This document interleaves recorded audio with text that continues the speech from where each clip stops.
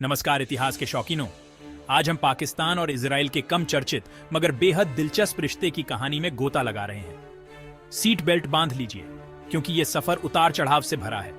चलिए सबसे पहले दोनों देशों की शुरुआत पर नजर डालते हैं। पाकिस्तान 1947 में ब्रिटिश इंडिया से अलग होकर बना, वहीं इजराइल का जन्म एक साल बाद 1948 में फिलिस्तीन में ब्रिटिश शासन के खत्म होने के बाद हुआ।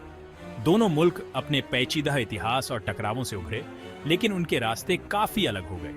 पाकिस्तान को भारतीय सबकॉन्टिनेंट के मुसलमानों के वतन के तौर पर बनाया गया, जबकि इजराइल को यहूदी लोगों के लिए बनाया गया। शुरू से ही उनकी राष्ट्रीय विचारधाराओं ने उन्हें अलग अलग और अक्सर विरोधी पक्षों में खड़ा कर दिया। इस तनावपूर्ण रिश्ते की एक बड़ी वजह अरब इजरायली संघर्ष है। पाकिस्तान ने हमेशा मुस्लिम बहुल देशों के साथ मिलकर पैलेस्टाइनी पेरजुआंगन का साथ दिया है।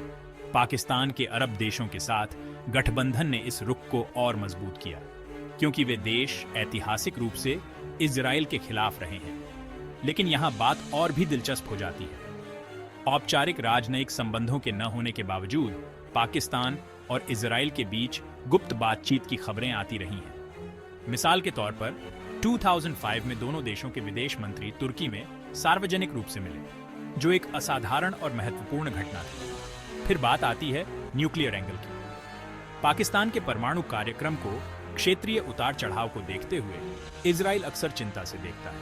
इसी तरह पाकिस्तान भी इजराइल की मजबूत रक्षा क्षमताओं पर पैनी नजर रखता है।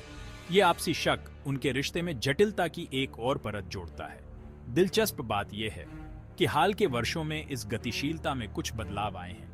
मध्य पूर्व में बदलते भू राजनीतिक परिदृश्य और नए गठबंधन बनने के साथ कुछ विश्लेषकों का मानना है कि पाकिस्तान और इजराइल को भविष्य में कोई साझा आधार मिल सकता है। तो यहां से हम क्या सीखते हैं?